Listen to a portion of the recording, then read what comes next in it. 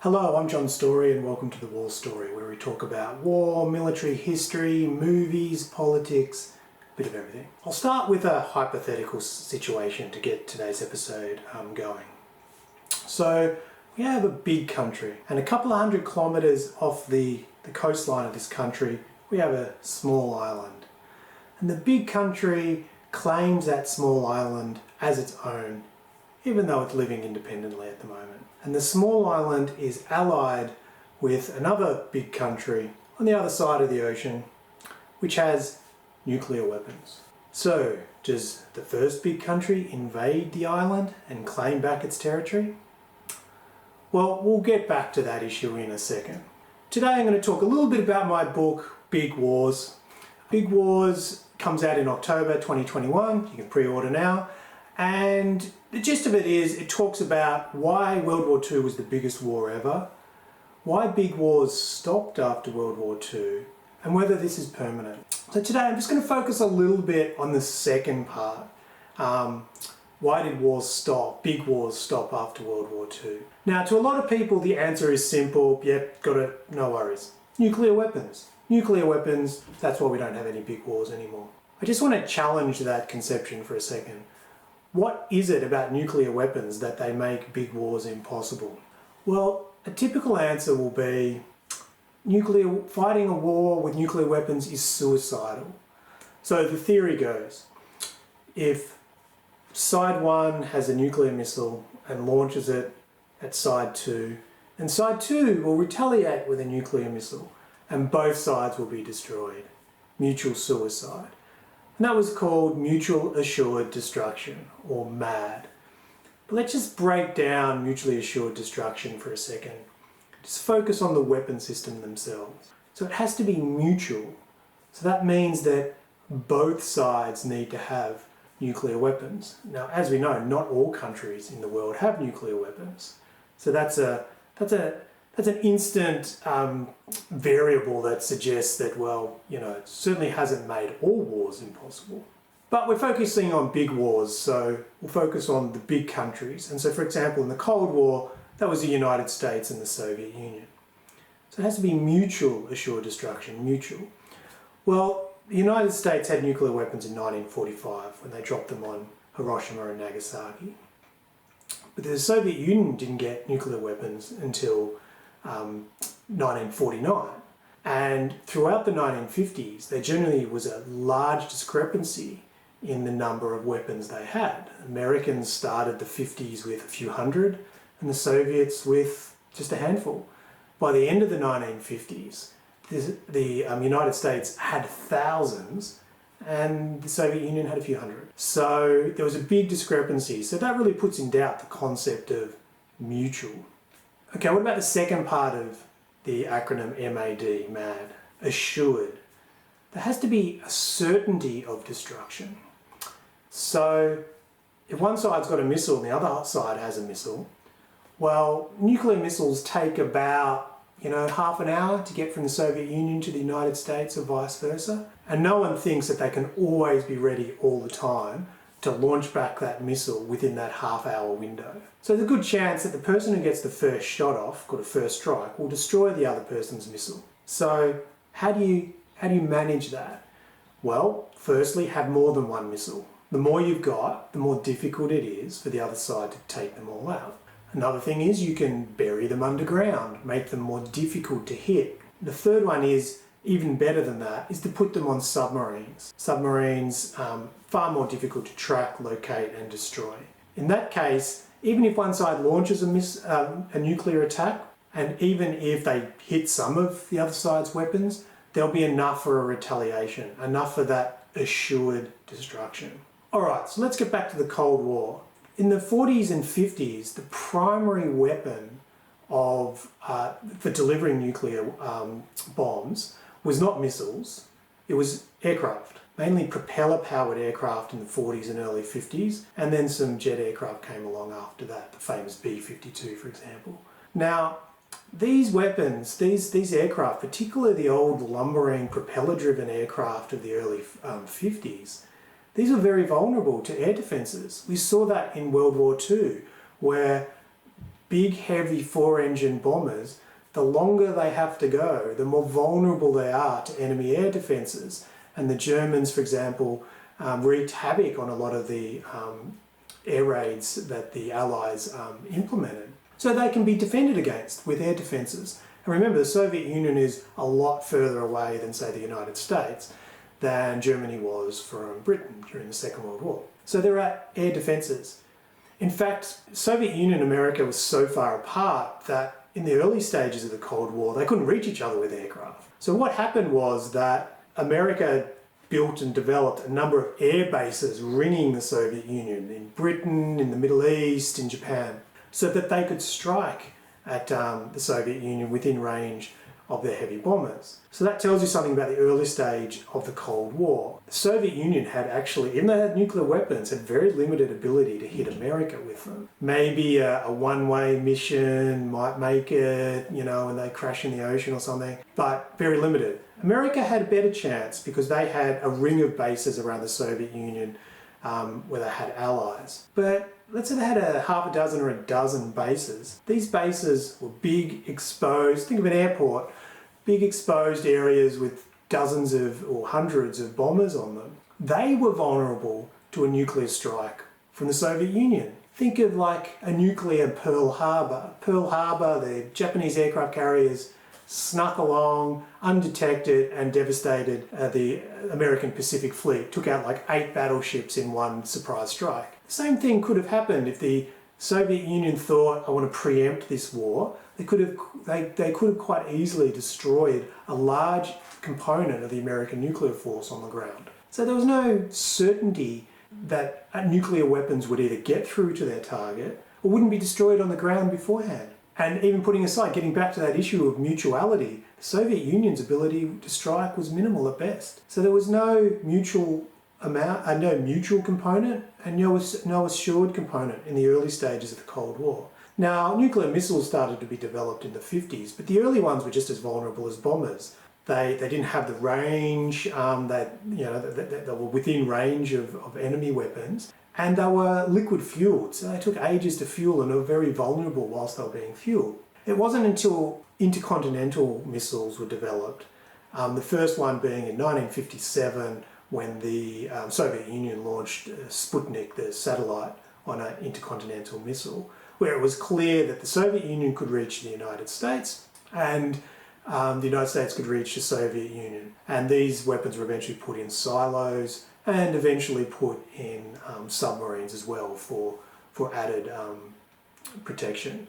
And then we had that assured. It's going to be very, very difficult to prevent an attack from the other side when you have intercontinental range missiles. So the third aspect of mutual assured destruction is the destruction part. Now, we tend to think of nuclear weapons as these awesome, all-powerful weapons that, can just devastate society. But it needs to be remembered that the early weapons called atomic weapons weren't that much more powerful than a really large air raid. So for example, the 5 biggest air raids of the Second World War were the biggest was Tokyo, the second was Hiroshima, third was Nagasaki, fourth was Dresden, and fifth was Hamburg. Or the figures are sometimes a bit unclear which was bigger, Hamburg or Dresden. And they were all roughly comparable in the sort of 20 to 100,000 casualty range. Now, obviously, there's a big difference between having one plane drop one bomb and devastate a city. But we weren't talking absolute Armageddon. In fact, some of the estimates were that you would have needed thousands of atomic bombs dropped on Germany to replicate the same amount of damage that the American combined bomber forces were able to do. So these things, they were powerful, they were more powerful than conventional weapons, but they weren't absolute world destroyers. That didn't come along until hydrogen weapons or thermonuclear devices. America tested their first one in 1952 and the Soviet Union in 1953, and they were steadily rolled out throughout the 50s. So then we had Yes, it was pretty scary getting hit by a thermonuclear weapon. In fact, it's never happened before in anger. But even then, getting back to that mutual aspect, in the 60s we had nuclear missiles, we had nuclear submarines, we had thermonuclear weapons, but the United States had vastly more of them than the Soviet Union. It wasn't until about the mid-60s where they started to get a degree of parity between the two sides. Both had hundreds, if not 1,000 or more, thermonuclear weapons on missiles. So it's not until 2 decades after the start of the Cold War, which pretty much started as soon as the Second World War ended, till we had something like mutual assured destruction. Both sides had heaps of deadly weapons. They were pretty much invulnerable in silos and aircraft and submarines, and they had awesomely powerful warheads. So if you say, well, nuclear weapons, they've kept the peace since the Second World War, well, that doesn't explain the first 2 decades. It was not impossible to fight a big war in the first 2 decades of the Cold War. It probably would have looked like something like World War II, just worse. And I explain this in my book, Big Wars. I actually sort of explain what it might have looked like in those early days of the Cold War. Okay, but we survived the first 20 years of the Cold War. We now have mutually assured destruction. I reckon the mutual assured destruction was only set in stone for about a decade. It was about a decade there from the mid-60s to the mid-70s where you had the mutual assured and destruction component of the formula. Well, what happened in the 70s? Well, the first thing was MIRVs, M-I-R-V, multiple independently targeted re-entry vehicles. So this meant that one nuclear missile could launch multiple warheads. So one missile might be able to launch, say, 6 warheads. So this changed the calculus of mutually assured destruction, because one of the things about the idea of taking out the enemy's nuclear weapons, remember, weapons are in silos. A silo could be hit by another nuclear weapon as they got more accurate and destroy it. But you would probably, you can't guarantee that you're going to hit every silo every time. You might need to launch 2 or 3 missiles to take out an enemy silo. So if one side's got 1,000 weapons and the other side's got 1,000 weapons, well, one side can't guarantee taking it. Even if they get in a first strike, even if they knew exactly where the enemy's weapons are, they couldn't guarantee hitting them all. And even if they did, they would have none left. So all the other side would need is maybe one of their submarines to survive or something, and there'd be a retaliation, and the other side could do nothing about it. MIRVs changed that. So, for example, it might have been possible for one side's got 1,000, the other side to have 1,000. Might have been possible to launch off 200. 200 with 6 warheads each, that's, 1,200 warheads, that might be enough to take out the other side's weapons. Or even 400 or 500 or 600. That might be enough to have 1, 2, 3 warheads per enemy silo and take out their entire force. And you would still be left with hundreds of your own weapons. So this was seen as very destabilising. That would change the mutual aspect. It might be possible to take out the other side's forces. Well, of course, a lot of people said, yeah, but you can't take out the submarines. You could take out submarines that are in port, but you can't take out the submarines that are out at sea. Well, by the 80s at least, at the latest, sonar technology had improved to such an extent that the United States Navy was pretty much tracking every Soviet nuclear submarine that left harbour. So I think that, and the Soviets were copying this technology and weren't far behind. I don't think it would have taken much longer before it would have been entirely possible to track every enemy submarine and, if you got in the first strike, destroy them. Okay, well what you're saying is, yeah, but there's no guarantees. You could never guarantee of hitting every submarine, every weapon when we're talking about thousands. Well, that's why people were working on an insurance policy, and the American insurance policy was called the SDI, the Strategic Defense Initiative.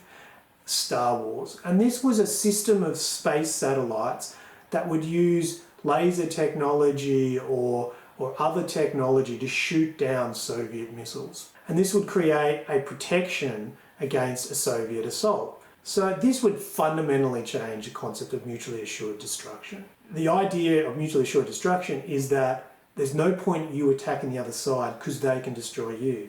But if you have a defense shield, you can attack the other side and remain safe Now, none of these technologies were ever tested or came to fruition because the Cold War ended in 1991 with the collapse of the Soviet Union.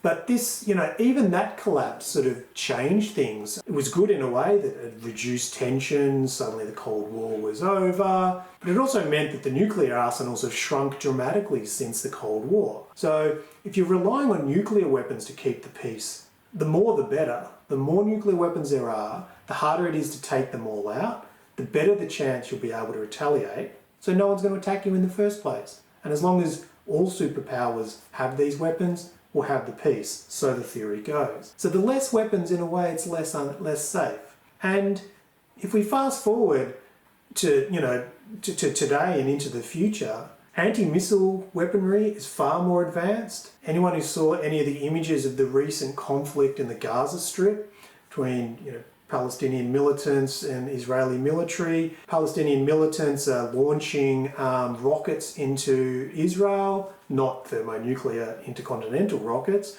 but still rockets. And the Israelis have a defense shield called Iron Dome that shoots them down pretty efficiently. And we're probably only a decade or two away from being able to deploy workable, really reliable anti-missile defense systems. We're far more progressed than we were when Ronald Reagan came up with the idea of the Star Wars defense shield. Well, what about those submarines?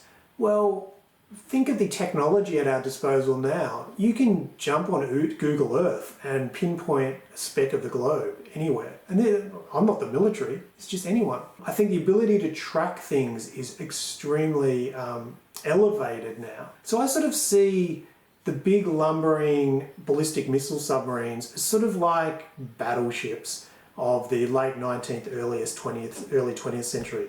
They were the ultimate weapons of war. They were big, they were strong, they were powerful, and they were seen as indestructible except from anything other than another battleship. Well, by the time the Second World War came along, technology had changed. There were torpedoes, dive bombers, aircraft carriers, dozens of battleships were destroyed during that war. They littered the oceans, and a lot of them were just destroyed in harbour. They were pretty much useless. And they played a very minimal role in that war. They were too vulnerable, too slow. I kind of see putting all your eggs in the nuclear ballistic missile submarine basket as a similar thing. These are big, lumbering, vulnerable things where technology is likely to make them redundant. If it's not now, it could be in the future. So I don't see that nuclear weapons, even during the Cold War, necessarily explain why there was no war. Mutually assured destruction was really only a thing for like 10 years. There were other factors at play, which I won't go into today. There might be for another episode. But certainly into the future, I think the idea of relying on nuclear deterrence will be pretty unsafe. But getting back to that thing, well, but they don't hurt. Having the threat of nuclear weapons might help reduce a war. And of course, it at least prevents, people who don't have nuclear weapons from starting a war. Well, I want to sort of push back on those concepts. Firstly, we tend to think about nuclear deterrence from our own perspective. What would we be willing to risk? But we have to remember that not everyone thinks the way we do. So, for example, during the Second World War, the Germans under Adolf Hitler, they withstood and tolerated enormous casualties. Millions of German soldiers died. Hundreds of thousands of civilians died in the bombing before Germany finally quit. They were willing to tolerate extremely high casualties. Japan. Most of the Japanese cities were razed to the ground in the firebombing raids and the nuclear attacks. But Japan kept fighting through that, never quit until the very end. The Soviet Union withstood 27 million casualties. And, in Stalin's words, a death is a tragedy, a million deaths is a statistic. Different ideologies think differently about casualties, and therefore they're likely to think differently about the degree of risk they're willing to take from, say, a nuclear retaliation. Remember, the world doesn't have tens of thousands of nuclear weapons now. Russia and America have a few thousand. Most of the other nuclear powers have maybe a couple of hundred, Some, like North Korea, might only have a few dozen. You know, a few dozen warheads hit you, you've got some defences, you might be able to knock it away. If you lose a city, well, as long as we win. So that's the first thing. The second thing is that if like fear of nuclear retaliation was going to keep the peace, then no non-nuclear power would ever attack or wage war on a nuclear power. But that just hasn't been the case. During the Korean War, once America was involved in that war, the Chinese attacked the Americans. China didn't have any nuclear weapons at that time. In the Vietnam War, the North Vietnamese attacked the Americans in South Vietnam. North Vietnamese didn't have any nuclear weapons at that time. The Afghani people, they fought a war against nuclear-armed Soviet Union, and then again against nuclear-armed United States. Iraq invaded Kuwait. Didn't leave just because the United States said to get out. In none of those situations were nuclear weapons used. And in fact, nuclear weapons haven't been used since 1945. There has been a taboo built up over their use. It's not just are they seen as terrible, but no one would be really willing to use them except as a weapon of last resort. It's only if some existential threat applied to the country that has nuclear weapons where they might be tempted to actually use them. So when the Germans invaded the Soviet Union in the Second World War and with the gates of Moscow, would the Soviet Union have used nuclear weapons in that situation? Yeah, pretty sure they would. If there was some amphibious assault on California by the Chinese fleet and millions of Chinese soldiers are invading the United States, would America use their nuclear weapons to defend their homeland? Yeah, I think they probably would.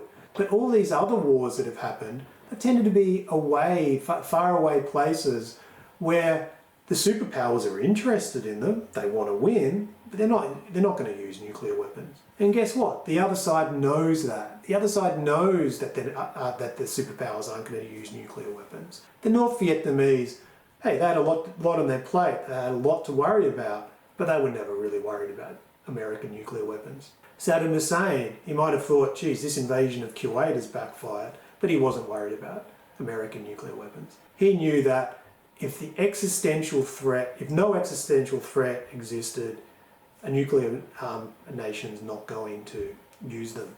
As I said, this isn't just a weakness of soft America. Vietnam, after the Vietnam War, invaded Cambodia. Cambodia was an ally of China, and afterwards, China actually there was a war on the border between China and Vietnam. Vietnam had no nuclear weapons. China had nuclear weapons by that stage. Yeah, they didn't use them. And the Vietnamese knew they wouldn't use them. People just assume that, look, if I'm not directly threatening the homeland of this nuclear power, they're not going to attack me with nuclear weapons. So that gets me back to that hypothetical scenario I talked about at the start. We've got a big country, an island they claim, and that island is allied with another big country with nuclear weapons. Well, you're probably thinking in your head, okay, he's talking about Taiwan. The big country is China. Is American nuclear weapons going to deter China from invading Taiwan? No, that's not what I'm talking about.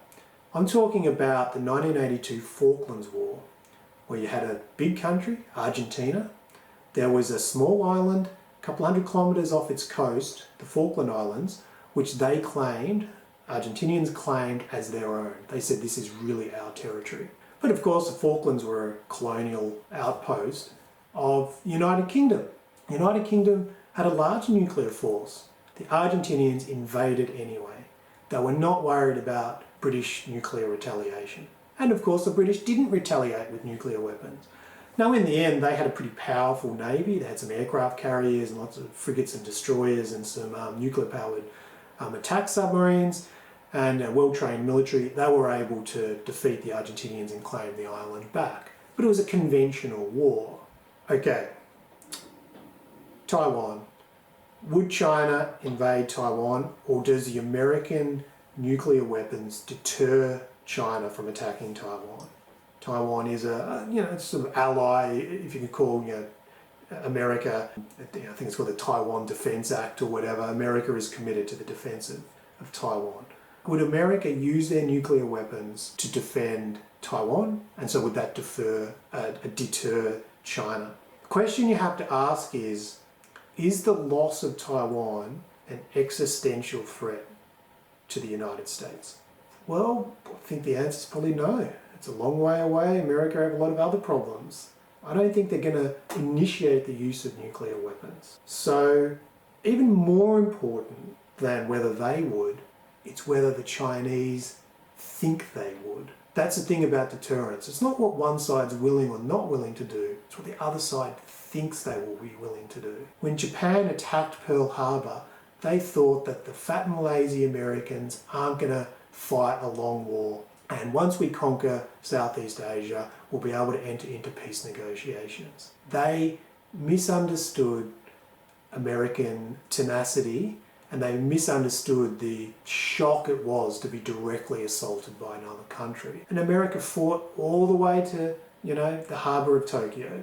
It's the misunderstanding that's more important. So maybe America is willing to use nuclear weapons. So I think that my personal view is nuclear weapons are not going to prevent the next war. We need to look at other ways we can deter China to avoid that war. So, and I just think that by claiming big wars, they're not possible anymore because of nuclear weapons. Weapons make a difference. They make people think hard. I'm not saying they have been completely useless, but I don't think it's as easy as saying, I've got a nuclear weapon, therefore no one's going to attack me, or these countries have nuclear weapons and wars are impossible. I don't think that's likely. I don't think the technology that's available in the future will mean that that's an automatic assumption. And I think circumstances matter. Is the war started over something that directly threatens a nuclear power or not? The problem will be, of course, if actually America is willing to defend Taiwan and China misrepresents that and think, nah, America, they're weak, then we could be in for another big war. Pretty depressing thought. The reason I mention it is, and one of the reasons I sort of wrote the book, is to keep remembering that we haven't abolished war. War hasn't disappeared. We continue to fight wars. And if the circumstances are right, wars can turn into big wars. If we want to avoid them, and if deterrence helps, we have to think what really deters people from launching wars. If we blindly rely on nuclear weapons, we might make a mistake. Alright, that's it for today. Let me know what you thought. Is there anything else you'd like me to talk about? Hit like, hit subscribe, leave a comment. Look forward to catching up with you next time. Catch you later.